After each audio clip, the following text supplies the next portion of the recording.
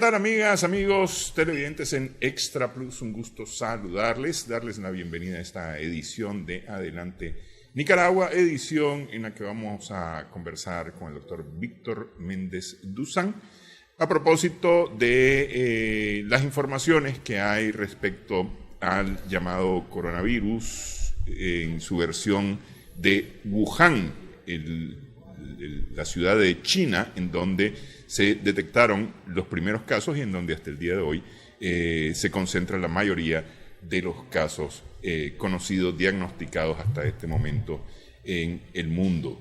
Vamos a hablar acerca de él. Antes quería solamente, por un asunto de actualización de información, referirme al muy fuerte sismo que más o menos a esta hora, a la 1 de la tarde, para quienes están viendo la edición en vivo, 1:15, 1:20 de la tarde, hora de Nicaragua, se produjo un sismo de más de 7 grados en el borde de la placa Caribe, en el Caribe, entre Cuba y Jamaica. Un sismo fuertísimo. Aquí se puede ver en esta gráfica otros sismos reportados y se puede ver que están siempre en el borde de la placa Caribe, es decir, la placa Caribe está generando algún movimiento. Hasta esta madrugada, hasta las 5 de la mañana hora de Cuba, 4 de la mañana hora de Nicaragua, el Instituto Sismológico Nacional de Cuba tenía reportados 264 réplicas, la mayoría de menos de 4 grados, aunque ha habido réplicas hasta de 6 grados, según los reportes sismológicos mundiales.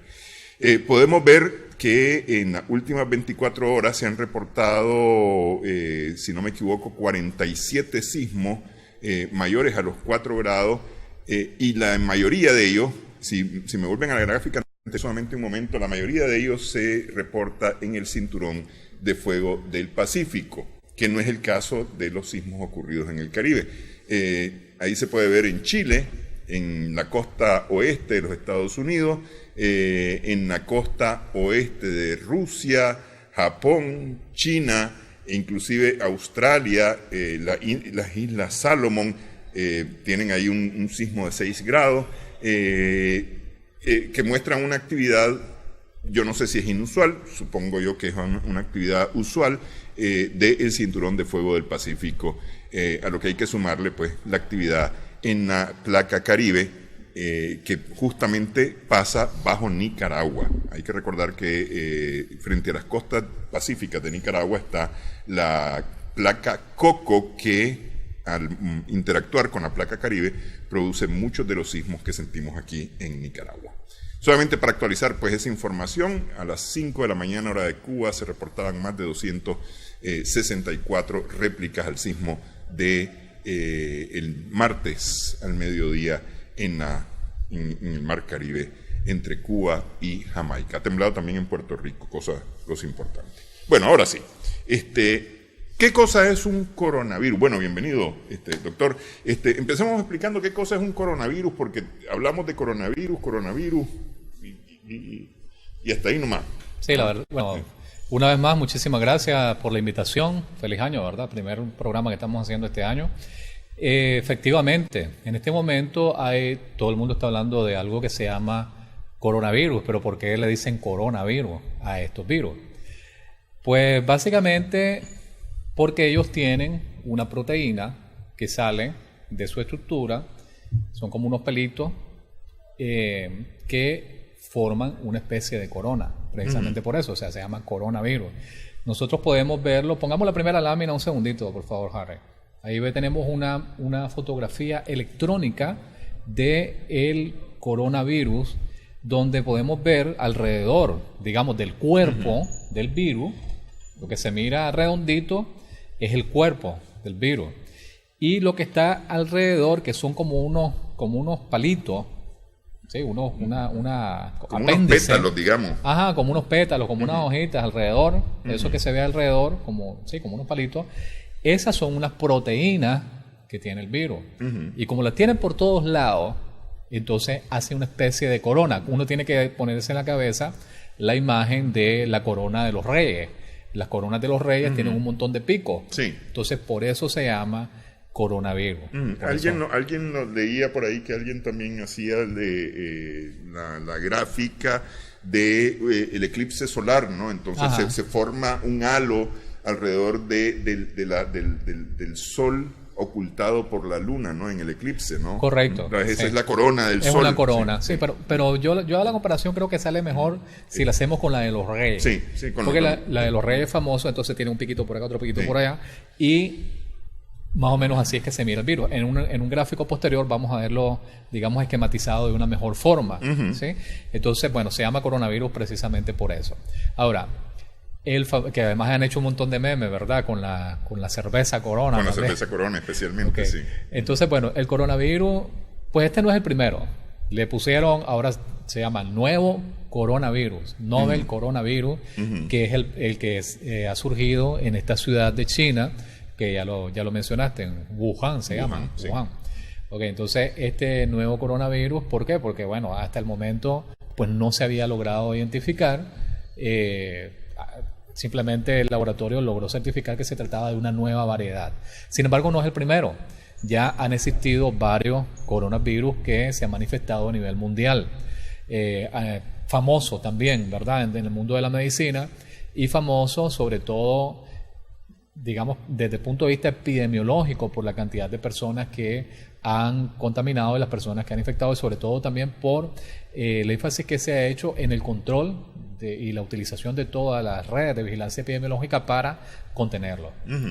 Pregunto, porque es decir, una de las características que tiene este virus, lo que provoca es un síndrome respiratorio muy complicado, ¿no? Que es una especie de neumonía. Si no es una neumonía, es una especie de neumonía.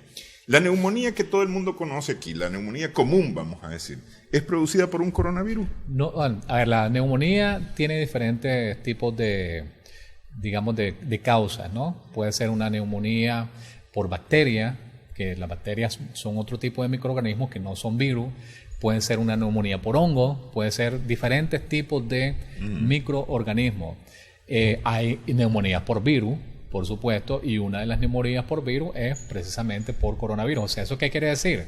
Que la neumonía se puede producir por diferentes agentes etiológicos, por diferentes causas, desde las bacterias hasta este tipo de virus, que son virus, una variedad de virus, porque hay otros tipos de virus que también pueden llegar a producir la neumonía, incluyendo también hongos, que es otro tipo de microorganismos que no son ni virus ni son bacterias. Incluso hay neumonías químicas, ¿ya? Por sustancias también. Bueno, es que la neumonía es un estado, en lo general es un estado del sistema respiratorio. Así es, sí, una condición del sistema respiratorio. Así es, básicamente es una afección del sistema respiratorio, sobre todo, por supuesto, después de los pulmones. ¿Sí? Porque el sistema respiratorio tenemos desde la nariz, ¿no? Que nosotros inhalamos el aire hasta llegar a nuestros pulmones, donde se hace el intercambio del oxígeno que respiramos por el dióxido de carbono que desecha nuestro cuerpo. Ahora, es importante, antes de pasar a los diferentes tipos de coronavirus que han existido, es importante, ya que estás mencionando que sobre los virus, cómo es que ellos actúan. ¿Sí? En medicina se llama fisiopatología, que quiere decir el origen, cómo es que las enfermedades o estos microorganismos te pueden llegar a enfermar.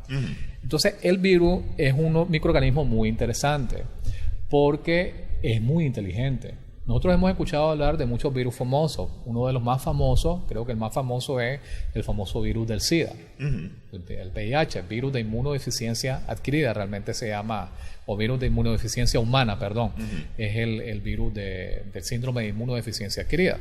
Es el más famoso de todos, realmente. Sí. Pero también hay otro montón de virus. Está el virus del nuevo coronavirus, está el virus de SARS, está el virus del Medio Oeste, hay virus de la gripe famosa, que con todo el avance tecnológico, los seres humanos todavía no hemos podido controlar la gripe porque, como les estaba diciendo, estos microorganismos son muy inteligentes y mutan. Mutan, o sea, ellos quieren decir, hoy tienen una cara, después se presentan con otra, y etcétera. Entonces, claro, van creando condiciones para sobrevivir. Correcto, engañan al sistema inmunológico, básicamente eso es lo que hacen los virus.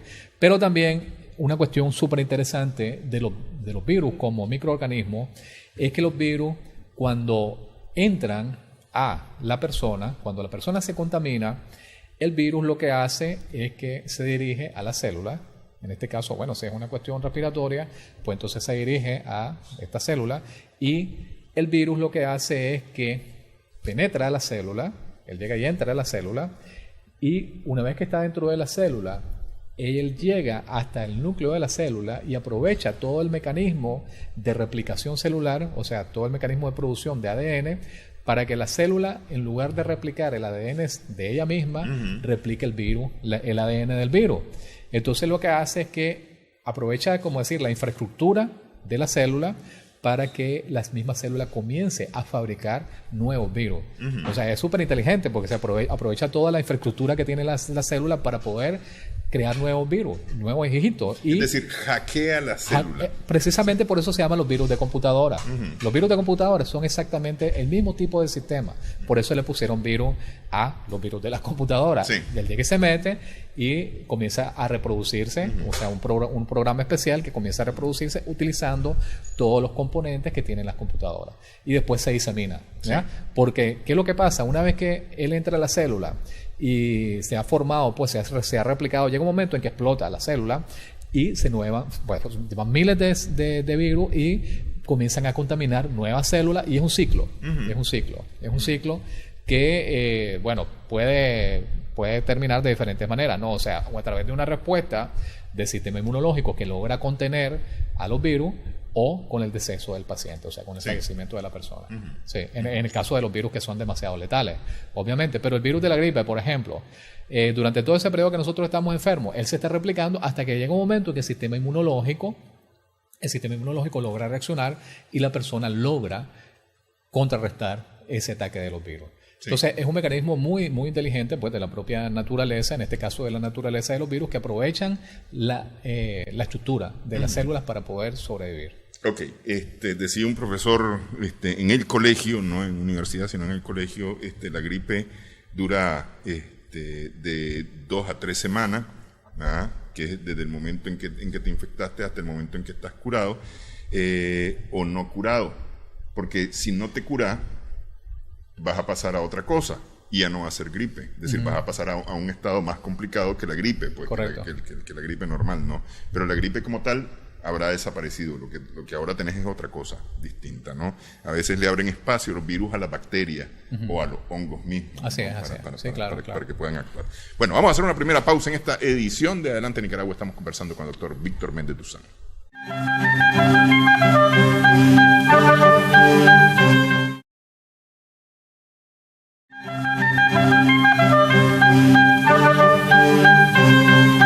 Seguimos en Adelante Nicaragua en Extra Plus. Conversamos con el doctor Víctor Méndez Duzán.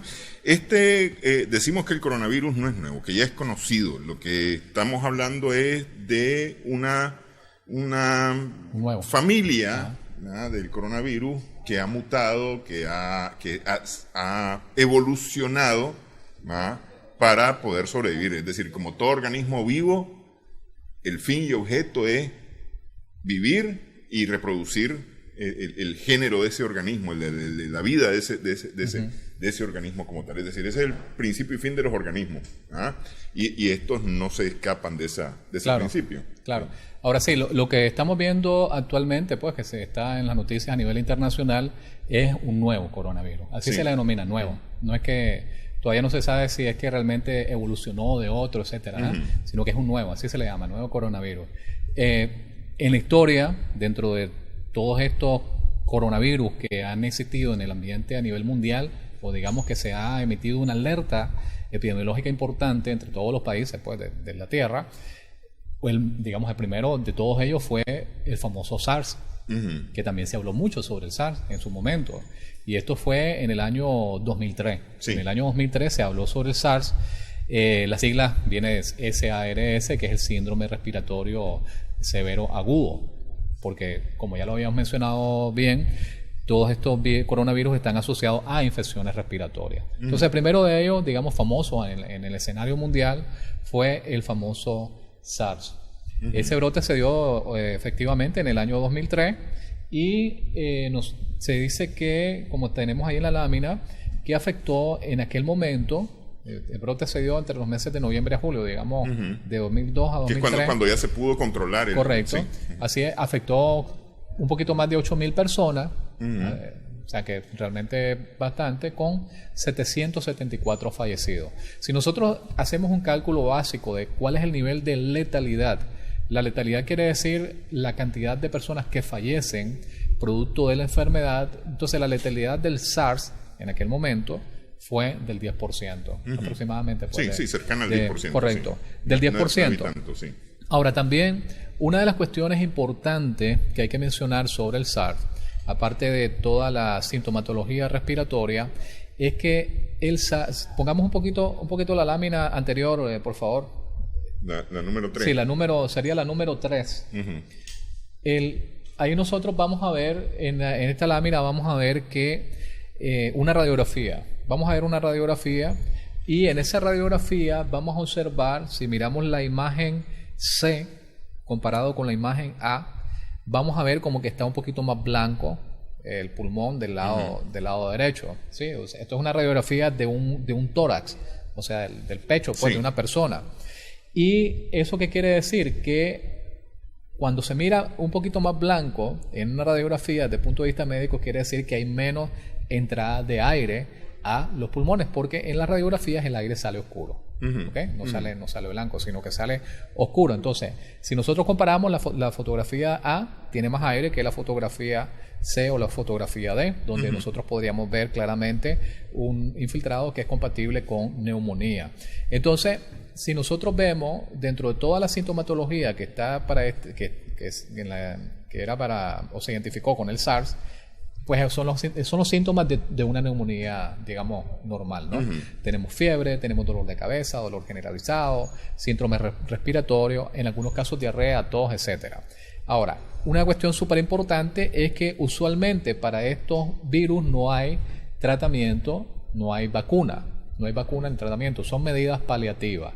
¿Qué son medidas paliativas? Bueno, cuidar al paciente, observarlo y evitar que se agrave. ¿Sí? Es decir, dejar que el sistema inmunológico trabaje y bajarte la sensación de molestia que produce el virus. Correcto. Y bueno, en el caso de los casos graves, pues ingresar, por supuesto, a las personas. Sí. Después vamos a ver algunas medidas epidemiológicas que se han recomendado. Entonces, estábamos contando sobre el SARS, que fue en el 2003. Una cosa importante es que a partir de ese brote que se da con el SARS, a nivel internacional se crea algo que se llama el Reglamento Sanitario Internacional, que es como una especie de acuerdo, que reúne toda la experiencia que se vivió con el SARS en ese momento y se establece una serie de medidas epidemiológicas o de vigilancia epidemiológica prácticas para contener de la mejor manera o de la manera más oportuna cualquier tipo de enfermedad de estas características, ¿sí? O cualquier epidemia que sea una epidemia, digamos, de escala global, de escala mundial, porque lo que se plantea, bueno, desde el punto de vista, digamos, de la vigilancia sanitaria mundial, en este caso también a través de la cual colabora la OMS y, bueno, otros organismos como CDC y etcétera, ¿verdad? Es que estas enfermedades pueden acarrear en determinados momentos determinados niveles de letalidad que pueden ser mayores. Entonces, las medidas de contención son de las medidas lo más importante que se tiene que hacer en estos casos. Las medidas de contención epidemiológica. En aquel momento, en el 2003, se crea este Reglamento Sanitario Internacional, o mejor dicho, a partir del brote de SARS. Porque no fue el único. Después del SARS, también se da otro brote. Pero ese brote, estamos hablando de 2003. El brote que se da en el medio oeste, pongamos la lámina número 5, también se da en el año 2012. Estamos hablando de que más o menos con 10 años, ¿verdad? Casi 10 años entre un brote y el otro. Primero fue el SARS, que se dio en China también, ¿verdad? Y el segundo el segundo importante que fue en el medio oeste, específicamente en un país que se llama Arabia Saudita, que todos pues sabemos dónde está localizado. Si no, pues ahí en el mapa se está presentando, está en la parte, digamos, donde están los países productores de petróleo. Correcto, exactamente. Entonces, también en este virus del medio oeste, también se logró identificar que hay una infección que es producido, el laboratorio detecta también, que son coronavirus, un coronavirus también, y en este caso también la transmisión sea principalmente de persona a persona, de persona a persona. Entonces, bueno, tenemos el segundo importante que se da en el año 2012. Pasemos a la siguiente, por favor. Y los periodos de incubación son similares, aproximadamente una semana. Periodo de incubación, ¿qué quiere decir? Que el momento en que la persona ha estado expuesta al contagio, por ejemplo, si yo estoy enfermo y yo llego y toso y te paso la enfermedad, a los 6 días más o menos la persona está manifestando la enfermedad, la persona que se ha contagiado. Entonces el periodo de incubación es más o menos parecida. Los síntomas son también bastante parecidos de este virus que habíamos dicho, el virus del Medio Oeste. Si nos fijamos en fiebre, tos, diarrea, náuseas, vómitos, neumonía, etc. Y la letalidad en este caso fue ya un poquito mayor. La letalidad fue del 34%. Pongamos la siguiente, por favor. Pongamos la siguiente lámina. Fue del 34%. Recordemos que el SARS, la letalidad era del 10%. Sí. ¿Qué quiere decir eso? De cada 100 personas, 10 fallecen con el SARS. En el caso del virus del Medio Oeste, la letalidad es del 34%, 35%. De cada 100 personas, 35% fallece. Quiere decir que es mucho más letal que el SARS. Posteriormente a ese brote que estábamos hablando nosotros en el 2012, también hay un brote de ese mismo tipo de coronavirus en Corea del Sur. Pero eso se da ya en el año 2015, o sea, 2 años después. Que en el gráfico que estamos viendo es el pico rojo. Es el pico rojo, exactamente. Entonces se da un brote en Corea del Sur y al final de cuentas, sí, toda la letalidad sumada, digamos, que hubo en Arabia Saudita durante todo ese periodo, alcanza el 37, casi 38% en total. Entonces estamos hablando de virus que se presentan de una manera intempestiva. Ellos una vez que se comienza la alerta epidemiológica, comienzan a identificar y llegan a un pico y después comienza a disminuir la enfermedad. O sea, no es que la enfermedad se quede en ese pico, no. Se desarrollan las medidas de contención y después comienzan a descender los casos. Sin embargo, obviamente se tiene que tener muchísimo cuidado en relación a el periodo, digamos, en que se presenta la enfermedad, saberlo identificar y actuar en contra de la enfermedad, que es lo más importante. Los picos ocurren justamente cuando todavía se está trabajando, identificando cómo contener el virus. Correcto, pero eso es muy importante lo que estás diciendo. ¿Por qué? Porque ya sabemos que los coronavirus, que son virus causantes de enfermedades respiratorias, en este caso, que es lo que nos interesa, ¿verdad? Las medidas son medidas básicas, después las vamos a ver. Lo más importante hasta ahorita, que es lo que estamos mencionando, es que se transmite de persona a persona. Sí. Y también, como todas las neumonías, o como la mayoría de las neumonías, se transmiten a través de las medidas de higiene, o sea, medidas de higiene deficientes. Entonces ahí estamos dando algunas pautas basándonos en las experiencias de las epidemias anteriores. Ya sabemos que es de contagio persona a persona, cuando estás en una población de riesgo, cuando tenés medidas de higiene que son inadecuadas, y en determinadas personas hay que hacer mayor énfasis, por ejemplo, en las personas que están inmunocomprometidas, o sea, personas con deficiencia del sistema inmunológico, como por ejemplo las personas con diabetes, las personas con leucemia, las personas con VIH, determinadas enfermedades bien particulares, pero también en edades extremas, ¿sí? Las personas mayores, las personas muy jóvenes, como los niños. Y también es importante, si nosotros ya estamos entendiendo que los mecanismos de transmisión son en este sentido, también nosotros logramos identificar otros tipos de mecanismos de transmisión. Por favor, pongamos la lámina número 8, que ahí está muy bien ejemplificado. En la lámina número 8 nosotros vemos algo muy interesante. En la parte de abajo vemos unas imágenes que son camellos. Sí. Camellos. ¿Por qué camellos? Aquí en Nicaragua no hay camellos. Pues resulta que aquí, de lo que estábamos hablando era del virus del Medio Oeste y el SARS que se dio en China. Entonces tenemos unas imágenes de camellos y unas imágenes de murciélagos. Sí. ¿Sí? Los murciélagos aparecen en la parte superior izquierda. Pero incluso tenemos unos gatos, ¿no? Correcto. Y en la parte de arriba encontramos unas especies como de gatos. Realmente no son gatos, son civetas se llaman. Civetas que si lo pasamos como a los animales que nosotros conocemos en nuestro hemisferio, podrían ser como los mapachines. Los mapachines famosos, aquellos que son así trompuditos, entonces se parecen mucho a los mapachines. Entonces, ¿Por qué están estos 3 animalitos ahí en este gráfico? Porque en estos animalitos es donde se logró identificar que ellos eran los reservorios. El reservorio es, pues, donde es que naturalmente viven los coronavirus que posteriormente se encontraron en los seres humanos. Entonces, tenemos que en los camellos, en los murciélagos y en las civetas, que son los mapachines, como una especie de mapachín, ¿verdad? Que es la civeta de La Palma, se llama específicamente. De ahí es de donde se identificaron los diferentes tipos de coronavirus que posteriormente infectaron a los seres humanos. Entonces, pongamos de nuevo la lámina, por favor, donde está el mecanismo de transmisión, la número 8, porque hay una parte interesante. Si ustedes se fijan, hay unas flechitas que están enfocadas hacia la persona. Hay una persona, la persona que está sola, que es la persona que se contamina inicialmente, ¿no? Sí. O sea, lo que se dice ahí es que esta persona se contaminó por haber estado o en contacto o haber consumido determinado tipo de carne que pudo haber sido bien de civeta o bien de camello, o en algunos casos se habla del murciélago también, que algunas personas tienen ese tipo de hábitos. Entonces, bueno, pero la persona ya se convierte en un huésped del coronavirus, que es lo que tienen normalmente estos animalitos, digamos, de forma natural, y él comienza a desarrollar la enfermedad. Quizás en los animalitos, en algunos casos, pues tal vez esos no son, digamos, no desarrollan la enfermedad, pero sí son reservorios, ¿sí? Entonces se la pasa al ser humano. En este caso, una enfermedad que se transmite del animal hacia el ser humano se llama zoonosis. Ese es el término médico. Sí. Quiere decir enfermedad que se pasa del animalito a un ser humano. Que fue el caso del H1N1 y toda la familia HN. Correcto. Y también el caso de los coronavirus. O sea, esa fue la contaminación inicial. Sí. Pero resulta que el resto de gente que se contaminó ya viene de persona a persona. La persona que está contaminada, que se contaminó inicialmente con los coronavirus de los animales, contaminó a otras personas.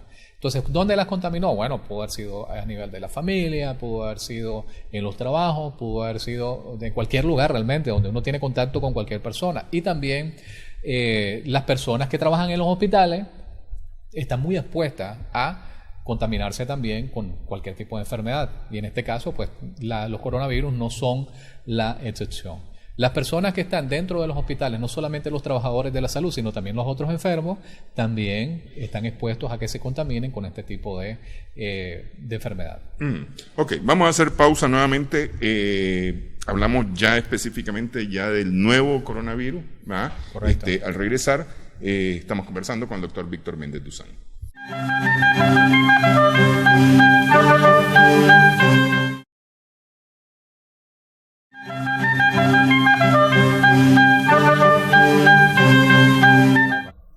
Seguimos aquí en Adelante Nicaragua en Extra Plus. Estamos conversando con el doctor Víctor Méndez Duzán acerca del nuevo coronavirus o el virus de Wuhan, como se ha llamado, al virus que fue detectado en China el 31 y comunicado a la Organización Mundial de la Salud el 31 de diciembre del año pasado y que se convirtió ya en noticia mundial a partir de hace unos 10-15 días cuando se producen ya los primeros casos ya de forma más masiva. Correcto. Sí.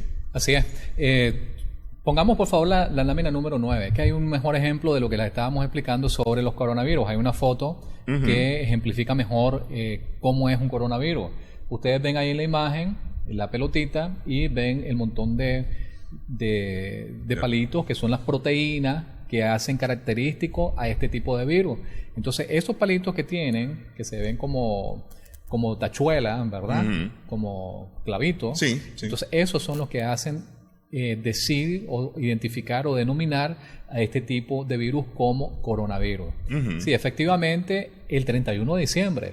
Entonces, yo creo que también tiene mucho que ver con, digamos, a la finalización del año, aunque el año chino se rige de otra manera. Sí, porque es ahora en la semana pasada creo que era que se estaba celebrando por el año lunar, ¿no? Porque ellos llevan un calendario lunar. Sí, ellos su año no finaliza, el año chino no finaliza el 31 de diciembre. Sí. Porque uno diría, bueno, seguramente algunas personas podrían haber pensado que como estaban las fiestas de diciembre, entonces comenzaron a consumir otro tipo de productos, como habíamos mencionado anteriormente, y la transmisión se dio a través del contacto con los animalitos pues que estaban en ese mercado, porque lo que se ha dicho, hasta el momento no se ha identificado exactamente de dónde es que viene, si fue de un murciélago, si fue de un perro, si fue de qué tipo de animal. Se sospecha que es a través de murciélago o de serpiente. Porque son reservorios, dijimos, de son reservorios, correcto. Entonces al entrar en contacto con la población, a través del consumo probable, o a través de la crianza, porque también se puede hacer que los hayan criado, entonces hubo una persona que quedó contaminada con el coronavirus de los animalitos y después comenzó a transmitir la enfermedad. Ahora, ese es una cosa que de alguna manera ha ocurrido ahora con alguna frecuencia, porque es decir, tenés la gripe aviar, la gripe porcina, que son los HN, ¿no? Correcto. Así es. Que eran exclusivos de ave, exclusivos de cerdo, y se transmitieron a humanos. Así es, a través del contacto. O sea, pues si nosotros estamos en una granja, porcina, estamos en contacto directo con estos animales.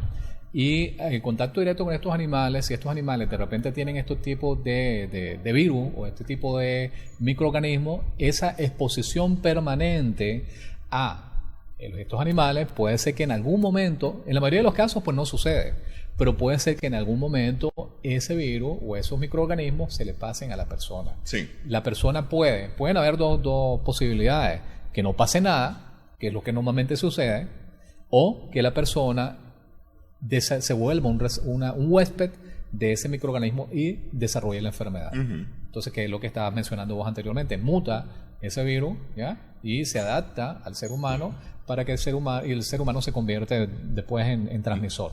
Exactamente. En su vehículo. Así es. Sí. Entonces, bueno, sí, efectivamente, el 31 de diciembre es cuando comienzan por lo menos a detectarse los primeros casos. Y se da en esta ciudad. En China. Y el cuadro clínico, pongamos por favor la siguiente lámina, que es donde tenemos el mapa de China para saber dónde está ubicado Wuhan. Exactamente la ciudad de Wuhan. Nosotros tenemos que básicamente sería en la parte este, más bien, ¿verdad? Sureste de China, es decir, sureste de China, correcto. La dependencia de Hong Kong pertenece a este municipio, a este departamento, a este estado de China, en donde también se encuentra la ciudad de Wuhan o el pueblo de Wuhan. Correcto. Entonces, bueno, se va el 31 de diciembre, se comienzan a ver los primeros casos. Ya el 1 de enero, miren clase de eficiencia, podríamos decir, del Estado chino y del sistema de salud pública de China. O sea, inmediatamente se comienzan a determinar los casos, al día siguiente se hace en medicina y sobre todo en una especialidad de la medicina que es la epidemiología y la salud pública, se hace una cuestión que se llama el control de brote. Inmediatamente se comienza a investigar a la persona, se le pregunta a la persona, si la persona puede responder obviamente, o a los familiares, dónde estuvieron, qué fue lo que hicieron, en dónde comieron, etcétera. Comenzás a preguntarle todo y los epidemiólogos chinos el 1 de enero ya están clausurando el mercado de Wuhan, que es donde se tiene la sospecha y posteriormente se logra confirmar aparentemente que es de donde sale el brote. Por lo menos la gente se relacionó, los primeros casos están relacionados con ese mercado. Correcto, con ese mercado. Entonces, por lo que te estaba mencionando, se hace el control de brote epidemiológico, y entonces aquí está la fachada del correcto, mercado, a través de la investigación, entonces, y vienen y cierran el 1 de enero ya, al día siguiente, mejor dicho, cierran ese mercado. Entonces, lo cual me parece fabuloso, porque qué clase de nivel de eficiencia, correcto. De control epidemiológico. Y otra cosa que nos demuestra también la eficiencia del control epidemiológico de China es que ya el 7 de enero, o sea, en menos de una semana, se está identificando el nuevo coronavirus. Se le llama nuevo coronavirus porque realmente cuando se hace el examen de sangre y los análisis de laboratorio de los pacientes, logran identificar que se trata de uno nuevo, que no haya sido ni el SARS, ni el virus del Medio Oeste, ni ninguno de los conocidos. Por eso ya en menos de una semana, prácticamente el 7 de enero, ya se identifica que es uno nuevo. Y el 12 ya se habla de la primera muerte. Y posteriormente, bueno, comienzan a transmitirse, digamos, a través de los contactos, ya comienza a manifestarse en otros países, incluso se habla de que en los Estados Unidos, se menciona Tailandia, Japón. Este virus se hace noticia después del 12 de enero, después de la primera muerte por el Después de la primera muerte, correcto. Entonces se comienza a generar esta alerta epidemiológica a nivel mundial cuando ya se comienzan a identificar casos en otros países. Y es lo mismo, se logra relacionar esta contaminación. ¿Por qué? Porque las personas que comienzan a presentar los síntomas relacionados a este nuevo coronavirus han tenido como una historia el hecho de haber o estado en contacto con personas que vienen de China o de haber estado en China, Sí. sobre todo en esa área, Sí. en el área de Wuhan, porque como sabemos, ya habíamos explicado, se transmite de persona a persona a través del contacto de la gotita de flujo. Hasta inicios de esta semana se trataba de casos relacionados con personas que habían estado en China o que habían sido relacionados con ciudadanos chinos que estuvieron recientemente en China. Correcto, ¿verdad? Los así casos que no están en China, porque hay una Correcto. docena de países que ya han reportado casos. Sin embargo, creo que fue en Australia donde ya se reportó casos autóctonos, es decir, ya reproducidos en el país. Correcto. A partir de estos primeros casos. De estas primeras exposiciones. Eso es interesante, porque de esa manera las epidemias es como se examinan, ¿no? Tenés un primer contacto inicial, la historia, comenzás a hacer la historia y te das cuenta que, como bien lo mencionaste, esa persona o estuvo en China o tuvo un contacto con una persona que estuvo en China o de alguna manera está el vínculo con la fuente original. Sí. Después de eso, una vez que ya se establece en el país o que llega la enfermedad al país, entonces comienzan a transmitirse a nivel local, que son estos casos, digamos, propios de cada uno de los países. De tal manera, pongamos por favor la lámina número 13. En la lámina número 13, hasta el momento, la última actualización que hay en relación a los casos, hablamos de casi 6.000 infectados y 130 muertes. Sí, aquí dice hasta el 22 de enero, pero lo cierto es que está ya actualizado a la fecha. Al 29 de enero. Sí. Al 29, Sí. correcto. Sí. Sí, 29, ¿no? Sí, okay. sí. 5 países ya reportaron casos confirmados ahí en su país, decir, autóctonos ya. Correcto. Porque hay más o menos una docena de países que sí tienen ya casos reportados de justamente gente que ha estado relacionada con China. Ok. Entonces, bueno, es necesario mencionar que en toda Centroamérica hasta el momento no se ha reportado ningún caso. O sea, no hay información sobre si hay reportes. De hecho, no se ha reportado ninguno. Que eso es muy importante, porque nosotros estamos en el área centroamericana. Y en Sudamérica, pues hasta la fecha entiendo de que todavía tampoco se ha reportado ningún caso. Sí. Entonces, geográficamente tenemos hasta el momento, digamos, una protección. Sin embargo, con la movilización, pues es interesante saber cuáles son los síntomas y signos de este tipo de enfermedad para ante cualquier presentación de esta sintomatología, más la historia previa, obviamente, que es lo que se les orienta a los trabajadores de la salud, de identificar bien cuáles son los casos, pues lograr identificar sospechosos. ¿Sí? Sí. Entonces, pongamos por favor la lámina número 14. Si querés, antes que entremos a esta lámina, Okay. vamos a hacer una pausa para que hablemos acerca de cómo se identifica la enfermedad, es decir, cómo clínicamente se puede identificar bien la enfermedad, cuáles son los síntomas.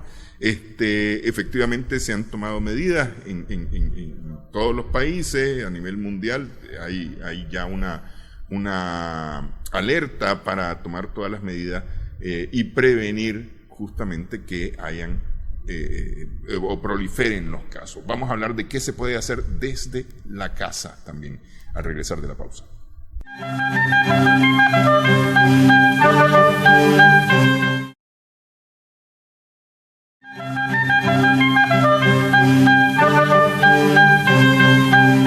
Seguimos en Adelante Nicaragua en Extra Plus. Estamos conversando con el doctor Víctor Méndez Duzán.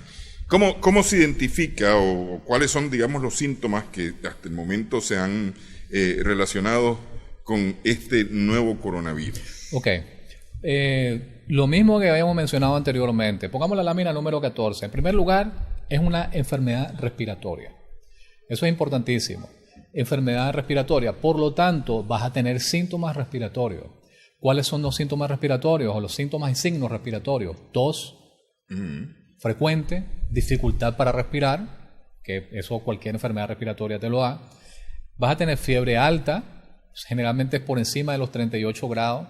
Normalmente se considera que hay una fiebre mayor de 37.5, pero en este caso fiebres mayores de 38 grados centígrados, porque hay diferentes maneras de medir la temperatura en el cuerpo. Y una cuestión importante es que aparte de los síntomas respiratorios, estos síntomas respiratorios tienen que ser fuertes, tienen que ser graves. O sea, es como que tener una neumonía grave. ¿Sí? Entonces, los síntomas están asociados a esta sintomatología. Sin embargo, si la persona puede ser que no tenga síntomas graves, pero tenés un historial de viaje reciente en China, entonces ya uno tiene que parar la antena. Ya sos sospechoso. Sí. Sos sospechoso o tuviste algún contacto que estuvo por allá, te diste cuenta y comenzás a desarrollar sintomatología respiratoria, pues ahí hay que poner muchísima más atención. ¿Okay? Pero sí es una enfermedad respiratoria. Eso es lo más importante que se tiene que entender. Síntomas respiratorios y temperatura alta. Porque la temperatura, acuérdense que la fiebre no es más que una manera también de responder de nuestro sistema inmunológico a las enfermedades. Sí, pues más eso, más un viaje o exposición reciente a una persona que estuvo en China, pues eso como que ya te orienta un poquito más. Entonces, también una cuestión súper importante con relación a las medidas que estableció o que se ha recomendado por parte de la Organización Mundial de la Salud de manera general. Hablando desde el punto de vista epidemiológico, tenemos que reforzar todo lo que esté vinculado a la contención de la epidemia. Digamos, hablando desde el punto de vista de los sistemas de salud. Vamos a terminar después diciendo las medidas particulares. Sí. ¿Okay? Entonces, pongamos por favor la lámina número 18. En la lámina número 18, la primera recomendación que hace la Organización Mundial de la Salud y todas las agencias de salud a nivel internacional, en primer lugar es el reforzamiento de nuestra red de vigilancia epidemiológica. ¿Qué quiere decir eso? En todas las unidades, puestos de salud, centros de salud, hospital con camas, dependiendo del nivel de complejidad, independientemente de eso, se tienen que reforzar las medidas de vigilancia epidemiológica. ¿Qué quiere decir? Identificar síntomas y signos, hacer una buena historia clínica, que son las preguntas que se le hacen a los pacientes, y si acaso de repente observas que hay un caso sospechoso, inmediatamente tenés que notificar. Eso es importantísimo. Entonces, todas las unidades, independientemente de si están en Managua o no, o en cualquier municipio de nuestro país, pues hay que identificar cuáles son los síntomas y signos y sobre todo con una buena historia clínica. Porque tampoco vamos a caer o vamos a decir que cualquier síntoma respiratorio ya va a ser eso. No. Sí. Eso tampoco hay que decirlo, porque sería muy irresponsable. Eso es alarmista. ¿Sí? Eso es ser alarmista. Sí. No, hay que hacer una buena historia clínica, hay que hacer un buen seguimiento del paciente y dependiendo de las características, pues entonces se toma la decisión de notificarlo o no, ¿verdad?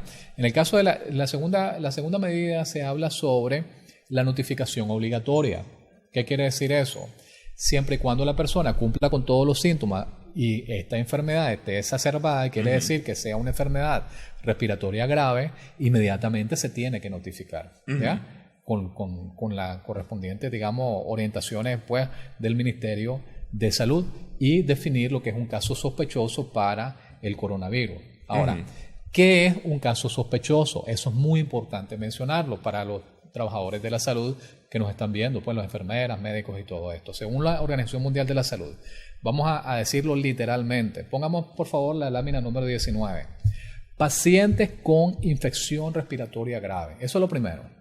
Pacientes con infección respiratoria grave, con historial de viaje a China o que haya vivido en China o que haya tenido contacto con alguien que haya estado en China o en alguno de los países actuales donde ya se han manifestado los casos. Sí. Eso es importante también mencionarlo, porque puede ser que esa persona nunca haya estado en China ni haya tenido contacto con nadie en China, pero haya estado en alguno de los países donde ya se han establecido esos casos propios.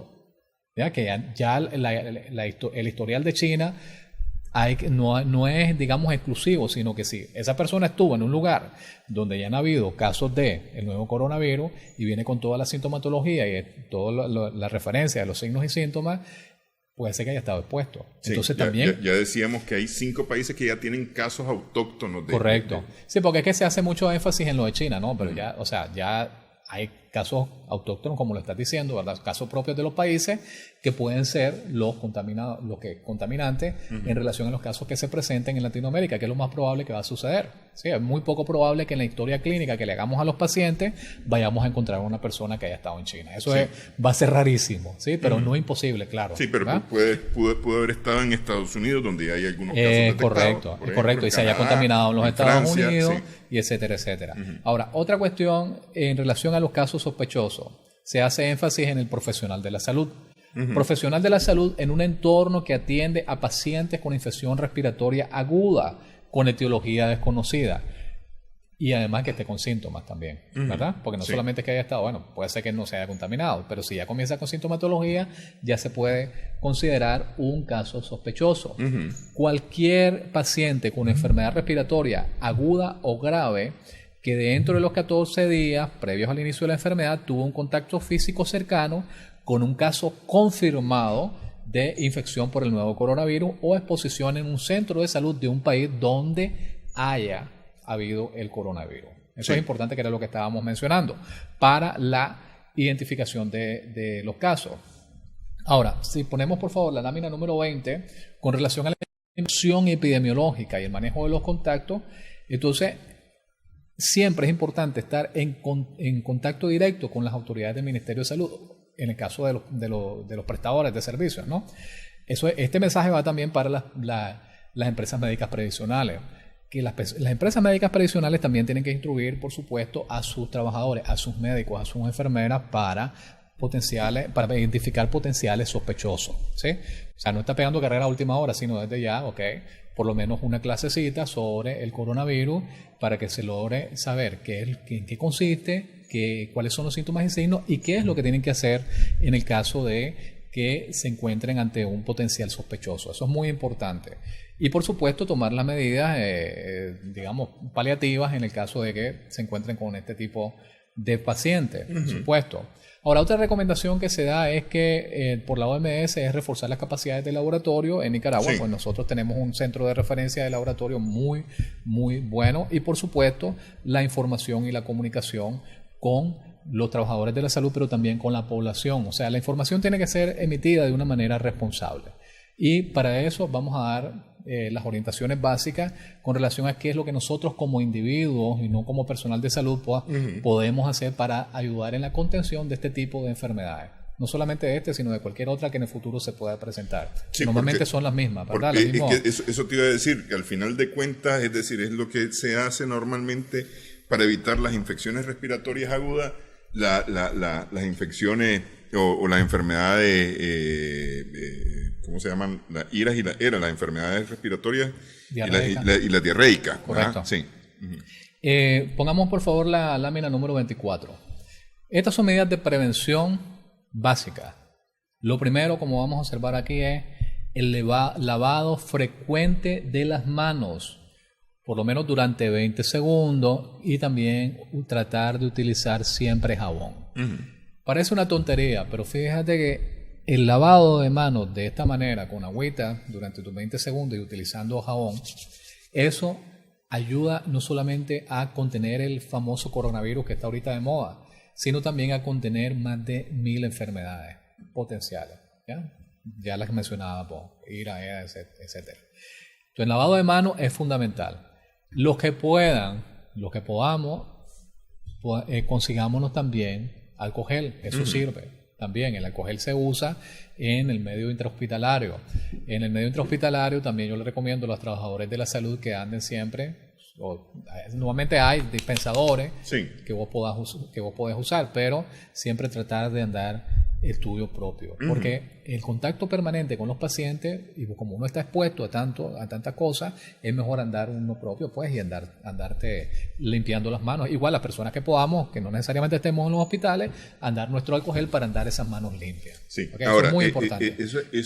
Pero fíjate que hay una cosa importante, que las manos deben de estar limpias, es decir, porque puedes ocupar el alcohol gel, pero si tenés las manos sucias, claro, pero a ver, si nosotros tenemos digamos, entre no usar nada, y puede ser que de repente tenemos las manos no necesariamente limpias, pero algo hace la luz. Vamos a suponer, es decir, te estás bajando del bus, y tocaste los tubos del bus y demás, entonces te echas alcohol gel, está bien, pues, es decir, eso porque vas ayuda a disminuir. Vas a clase, vas al trabajo, alguna cosa, entonces ya estás tomando medidas preventivas. Así es. Pero si en el lugar te puedes lavar las manos con agua y con jabón, te lavas las manos. Obviamente, si nosotros tenemos el acceso a una fuente de agua, un grifo o lo que sea, con jaboncito, pues lavémonos las manos. Sí. Así como se indica, durante 20 minutos, bien lavado, ¿verdad?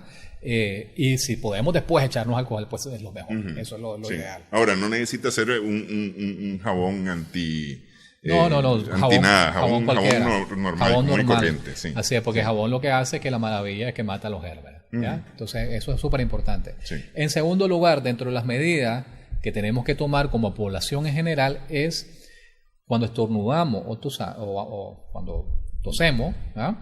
Hay que cubrirse la boca y la nariz, ya sea con un pañuelo desechable, ¿ya? Y se dice que eliminarlo, pero no todos vamos a poder hacer eso. Sí. Por lo menos cubrirnos la nariz, por lo menos andar un trapito para...